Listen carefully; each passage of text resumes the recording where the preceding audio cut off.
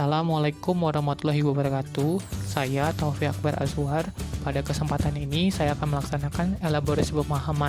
Elaborasi pemahaman ini didasarkan dari kelompok saya dan kelompok lain serta pemahaman yang saya peroleh dari bahan bacaan, yaitu dari buku Wiggins dan McTaggart tahun 2005. Pada elaborasi pemahaman ini akan berfokus pada pembahasan rancangan pembelajaran dalam UID yang menggunakan elemen where to. Where to merupakan guidance atau prinsip yang harus ada di dalam rancangan pembelajaran. Baiklah, untuk mengetahui apa saja ada bagian-bagian dari where to itu atau elemen yang ada pada where to itu, langsung saja kita bahas dari yang pertama, yaitu way.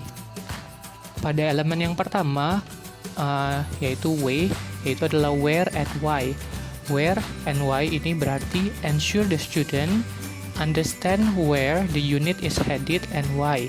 Yang berarti kita harus memastikan sebagai guru, memastikan bahwa peserta didik paham kemana unit pembelajaran ini akan berangkat dan mengapa arahnya ke sana. Nah, ada beberapa hal atau prinsip yang harus ada pada bagian ini. Yang pertama yaitu kita sebagai guru harus memastikan siswa paham kemana arah unit atau topik materi kita. Yang kedua yaitu membuat peserta didik memahami betul tujuan pembelajaran, arah pembelajaran, ide-ide besar dalam topik pembelajaran tersebut, performa atau performance yang diharapkan dari pembelajaran ini, serta kriteria pada evaluasi nantinya.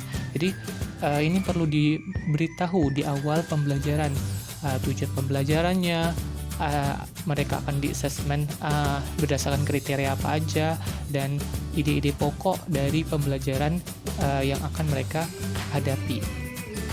Kemudian, guru menjelaskan kepada peserta mengenai kegiatan pembelajaran, tujuan pembelajaran, kriteria penilaian, dan evaluasi. Ini sama seperti prinsip sebelumnya, yaitu harus memberitahu kegiatan pembelajarannya akan ada apa saja, tujuan pembelajarannya apa saja, kriteria penilaian mereka akan hadapi nanti apa saja, dan evaluasi. Tujuannya agar peserta didik dapat lebih siap menghadapi pembelajaran dan menghadapi assessment yang akan mereka hadapi.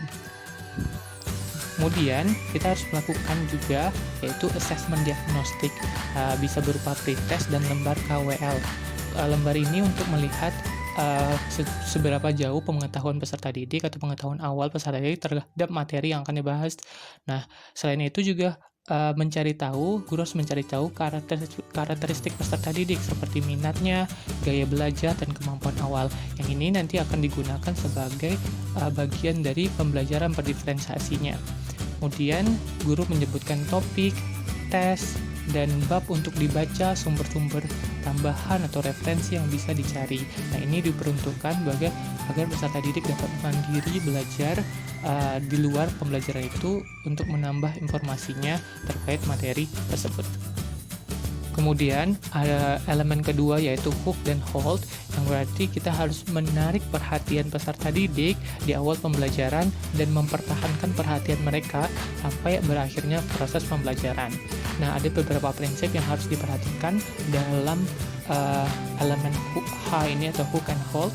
Yang pertama itu guru menarik perhatian dan rasa ingin tahu siswa terhadap topik materi yang diajarkan. Jadi perlu menarik perhatian dan menumbuhkan rasa ingin tahu mereka. Yang kedua yaitu guru mempertahankan perhatian siswa bahkan saat bagian materi yang sulit. Jadi terkadang ada materi-materi yang sulit yang membuat peserta didik itu turun motivasinya. Nah, itu bagaimana guru dapat melakukan intervensi agar mereka dapat mempertahankan perhatiannya bahkan pada bagian materi yang cukup sulit dipahami. Kemudian guru menggunakan essential question atau kita kenal juga pertanyaan pemantik untuk menarik perhatian peserta didik dan rasa ingin tahu siswa. Itu juga perlu bisa digunakan, yaitu menggunakan pertanyaan-pertanyaan yang menggelitik, yang men-challenge mereka agar mereka berpikir, rasa ingin tahunya hidup gitu. Kemudian yaitu guru juga bisa menggunakan aktivitas seperti menantang siswa menyelesaikan suatu masalah, atau siswa dilibatkan pada aktivitas role play untuk mengeksplor isu-isu relevan dan aktivitas games lainnya. Ini bisa diberikan atau diselipkan dalam pembelajaran agar pembelajaran tidak monoton, bisa menjadikan lebih menarik. Baiklah, kita lanjutkan ke elemen ketiga, yaitu A. Explore, experience, enable, and equip. Pada elemen ini kita harus memastikan bahwa peserta didik itu terbekali dengan pengalaman belajar yang penting, pengetahuan-pengetahuan yang penting, dan mengetahui bagaimana mereka dapat mencapai performance goal yang diharapkan. Kemudian di sini ada beberapa prinsip yang harus diperhatikan. Yang pertama itu siswa terlibat dalam eksplorasi ide-ide pokok topik pembelajaran baik secara mandiri ataupun kelompok. Jadi pada prinsip ini, pada elemen ini maksudnya siswa itu harus ada aktivitas yang menunjukkan bagaimana siswa itu terlibat secara aktif mengeksplorasi ide, mencari tahu ide-ide pokok baik itu secara mandiri ataupun bersama kelompoknya. Kemudian juga siswa diberikan aktivitas pembelajaran, instruksi terbimbing dan bimbingan untuk membekali pengetahuan dan keterampilan mereka sehingga mereka dapat mencapai tujuan pembelajaran baik pengetahuan dan unjuk hasil kerja atau performance. Nah, di sini harus ada aktivitas pembelajaran yang mana itu untuk membekali pengetahuan, keterampilan mereka sehingga dia dengan terbekali pengetahuan dan keterampilan itu mereka dapat mencapai tujuan pembelajaran baik secara pengetahuan dan secara skill atau unjuk hasil kerja atau performance. Dan yang terakhir yaitu siswa diberikan tugas untuk memperdalam pemahamannya terhadap ide-ide pokok topik pembelajaran. Jadi perlu juga mereka dibekali tugas agar tujuannya mereka dapat menggali lebih dalam lagi, mengeksplor ide-ide pokok dari pembelajaran tersebut.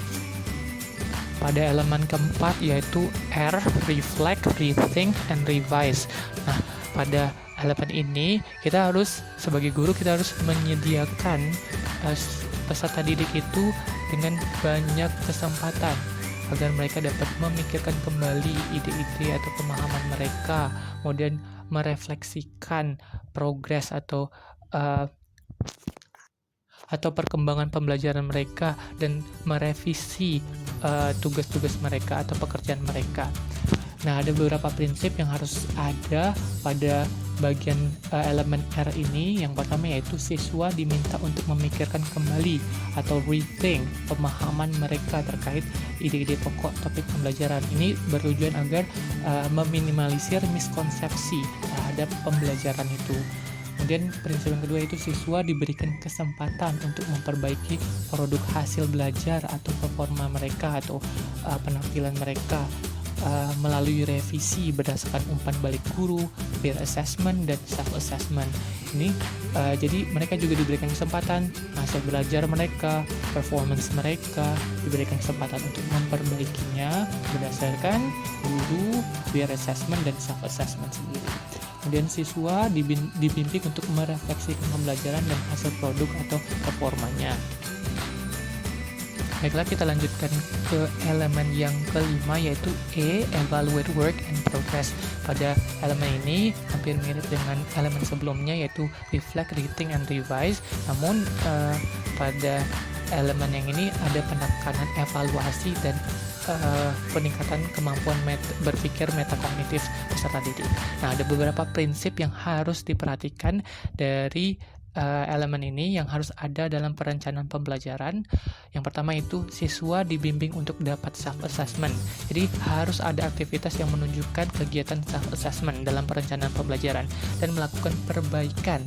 Jadi setelah mereka melakukan self-assessment, tahu mana aja kekurangan mereka, kesalahan mereka, error mereka, mereka dapat diberikan kesempatan juga untuk self-adjust, memperbaiki berdasarkan self-assessment mereka itu.